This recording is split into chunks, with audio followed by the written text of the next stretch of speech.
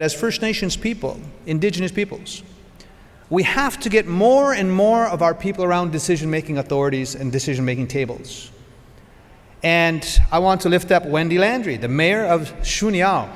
That's money in Cree, right? First Nations lady from the Red Rock Indian Band. And I don't know, I think it's the first elected First Nations mayor in Canada. So it's a good thing. It's a good thing because we not only need First Nations mayors, we need First Nations members of Parliament, First Nations MPPs, we need First Nations in the Liberals, in the Greens, in the NDP, and the Conservatives. We need to flood the market, so to speak. And it's a good thing. So I wanted to talk about as well that in Canada, things, when I bring the 634 chiefs together, what do we focus on? What do we talk about? And there's a number of things, but for me, it's all about building a better province and building a better country together. And I think about when the premiers came together a few weeks back in Big River, Saskatchewan.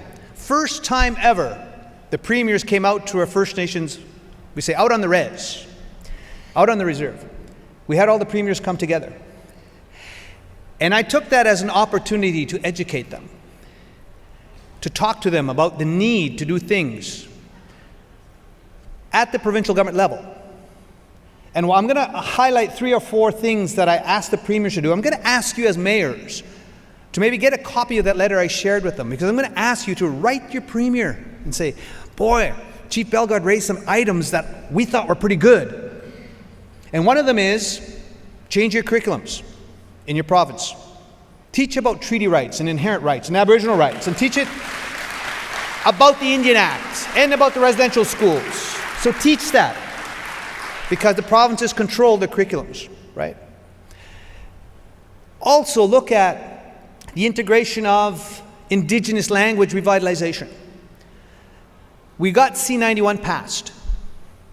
That's a federal piece of legislation to revitalize Indigenous languages across Canada, because we know what the residential schools have done to our people. I say we learn from the past. We don't want to live there. And we know it was a genocide of our people. But we had to move beyond that now. And one way of moving beyond the genocide of the residential schools is revitalizing our languages. And we have over 60 because the residential school tried to kill them. And I say it this way, there's a business case. Because studies have shown that when young First Nations men and women are fluent in their language, they're more successful in school. You get better educational outcomes, and therefore you're more successful in life. So there's your business case. And we've said it in such a way that you can be proud of who you are. Me too, I speak a little Cree. But every now and then I throw out, jak się masz, дуже добре. O, dobry den studenty, dobry den ponaczetaju. A little Ukrainsky too. I was bused from Little Blackbear to Good Eve, Saskatchewan. So that's what we heard every morning in that Ukrainian school. So, but language is so important to identity. So language revitalization is another one I said is important. Getting your heads around child welfare. 40,000 children in foster care, Indigenous children in foster care. Not acceptable in Canada. And they're in the provincial systems. We need to fix that. Good idea. How do we work together to make sure that we get that done? I also talked about the implementation of the United Nations Declaration on the Rights of Indigenous Peoples. Very important. Roadmap to reconciliation. Whether you're talking about education reconciliation, economic reconciliation, whatever it is, the UN Declaration is very important. I've also asked for people to become familiarized with 2 very important reports. One, the Truth and Reconciliation Commission came out with 94 calls to action. If as mayors you don't know what that is, really become familiarized. Very important. Calls to action. From the implementation of the residential school system, a report was done.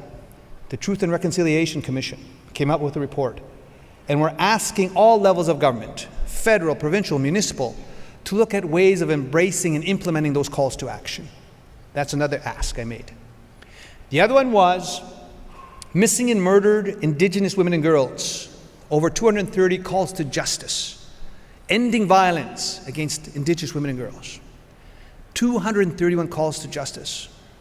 Very important to become familiarized with those reports, because that impacts on all of our peoples right across Canada from coast to coast to coast.